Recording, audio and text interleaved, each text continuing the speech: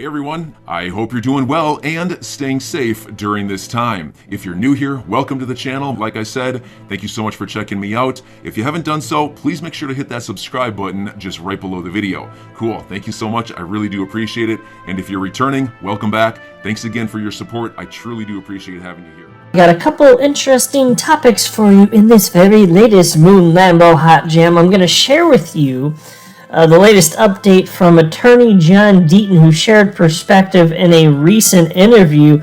A lot of stuff having to do with the ruling just came down several days or so ago. And is there going to be an appeal by the SEC regarding the 63 Hinman emails? Because the ruling, which I'm assuming the vast majority of you are aware of at this point, is Judge Netburn did determine again that the SEC must turn over the 63 emails and 68 drafts having to do with Bill Hinman Ethereum free pass speech. And is the SEC going to appeal? Well, attorney John Deaton had some stuff to say on that. And then there was an alternate settlement theory proposed by my fellow XRP YouTuber, the Digital Asset Investor, which I found rather intriguing. Now, I don't happen to share his perspective, but I think it's really fun to talk about this stuff, and so I'm going to offer a critical take on that, but of course in a friendly and polite way. So anytime I'm challenging anybody's ideas, as is customary on this channel, I want to be super duper clear so that nobody gets offended. I am not attacking the Digital Asset Investor. I think he's fantastic. He's been around for years and years and years contributing to the community, so of course nothing like that. I just want to be abundantly clear on that. But I do have a different take on this particular topic than him, and it has to do with what's the SEC's approach going to be? Is there going to be a completely different path for settlement as a result of what has happened here? Is there too much at stake for the SEC? That's what's being discussed. And so I just have a little bit of a different position, but who knows?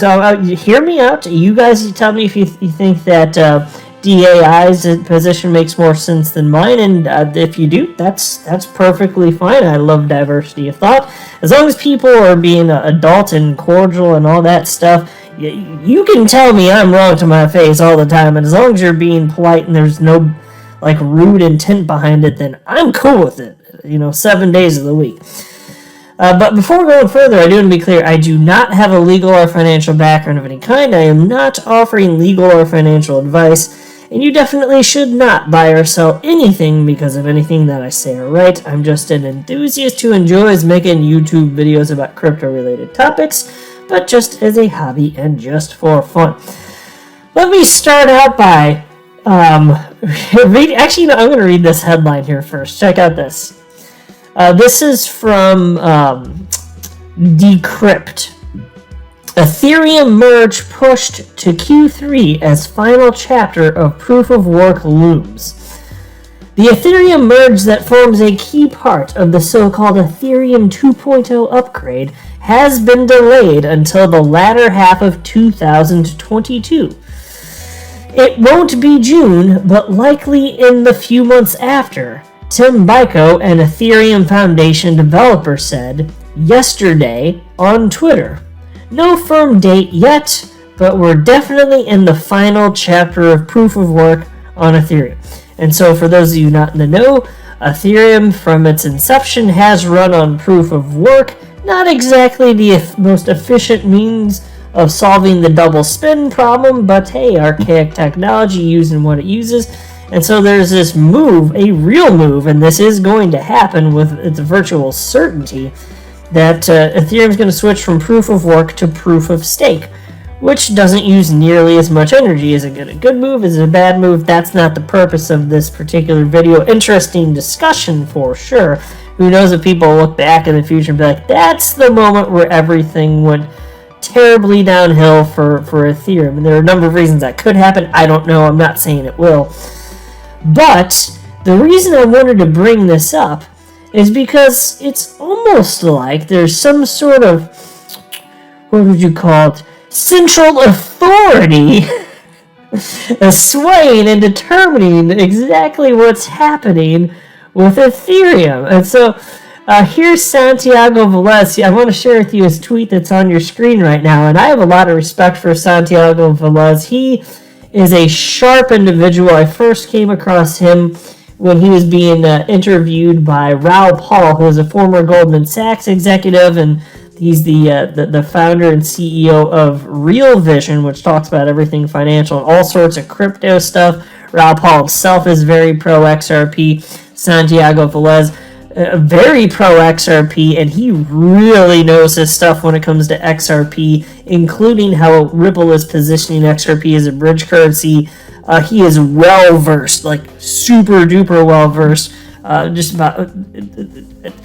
I'll tell you what. He's perhaps the most well versed individual I've come across on the topic that doesn't work for Ripple. Arguably, he's up there. Maybe others I'm not thinking of, but he's way up there. And on this topic of Ethereum, he tweeted out the following: I thought the network was finished. Is there a specific group of people this network is mostly dependent on to make this happen? I want to speak to the manager. Hinman, where are you? Because don't forget, the Billy Boy Hinman Ethereum Free Pass speech from the summer of 2018. In that speech, he stated, look, when we look at Ethereum, we don't see a central authority. And that was a core piece, the most core piece of why Ethereum was not to be viewed as a security. Whoa, who the hell are these people then deciding that Ethereum is switching from proof of work to proof of stake? And if that is still not a security, how the hell is XRP a security? That's the reason I wanted to highlight that. Look at that shift. Isn't it completely ridiculous? Well, let me share with you some stuff that attorney John Deaton had to say. He was recently interviewed by Tony on the Thinking Crypto YouTube channel, and there's this little clip shared by John Deaton's crypto law organization. I wanted to share it with you. And so, citing the second round of emails that were received by Empower Oversight, which is the organization that sued the ICA, Empower Oversight, they received the second batch of emails having to do with Hinman specifically through their FOIA request with the SEC. And so Attorney John Deaton stated the following, and I did transcribe this, so check this out. This is absolutely fantastic stuff.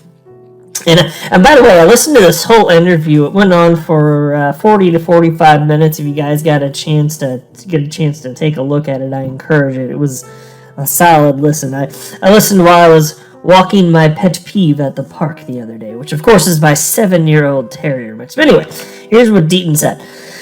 The second batch of emails are from the ethics office itself, where they're flat out saying to Hinman, listen, your retirement really isn't a retirement. You have an ongoing financial interest in the profits of your law firm. That means what, Tony? He's a partner. I'm working at the SEC, right? Simpson Thacher is a major player in securities litigation, and while I'm working at the SEC in this industry, I'm a profit-sharing partner with Simpson Thacher, which means the more clients they get, the more revenue they make, which means the more profits they get. If their clients are successful, they're successful. And we know they're a member of the Enterprise Ethereum Alliance.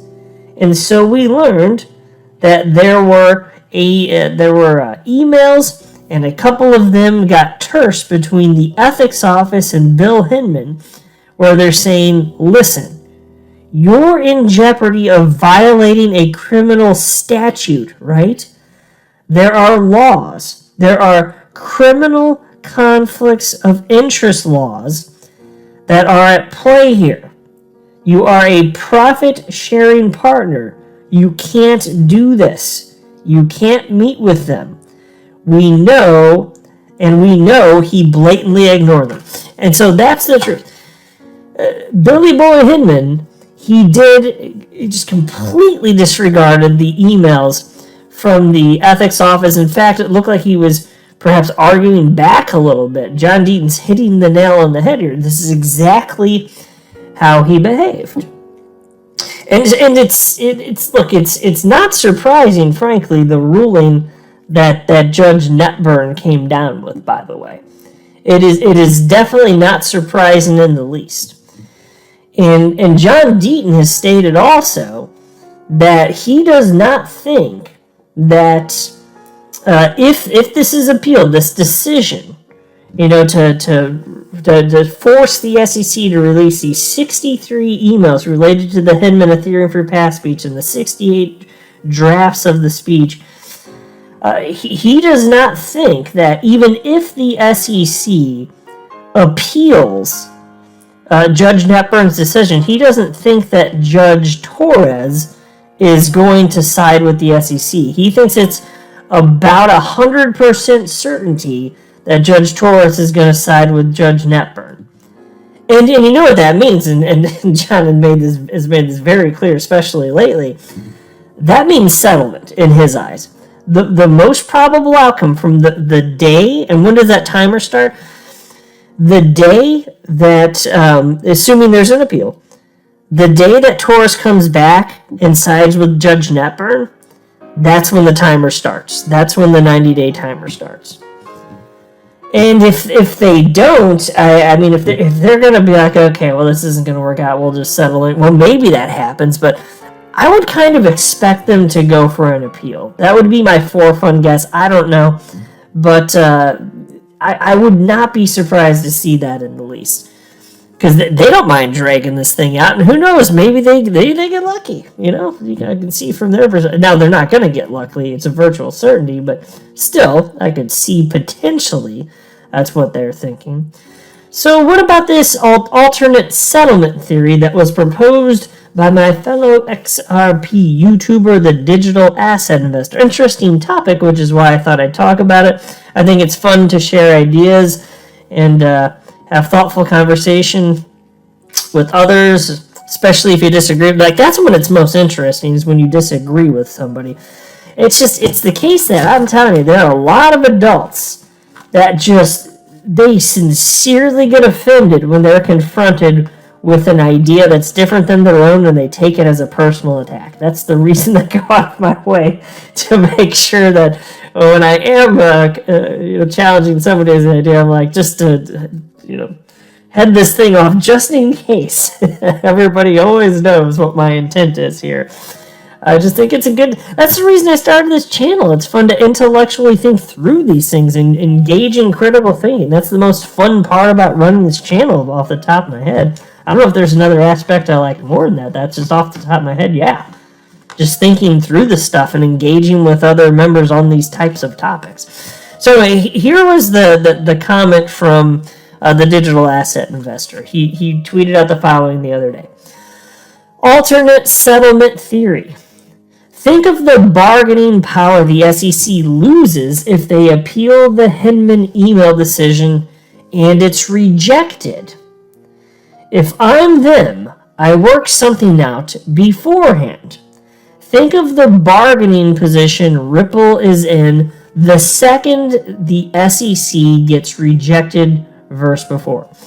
That's his tweet. So he thinks that it makes more sense for the SEC to try and work out settlement instead of appealing to Judge Torres, because he thinks that if they appeal to Torres, that they're going to lose some power if that doesn't go well.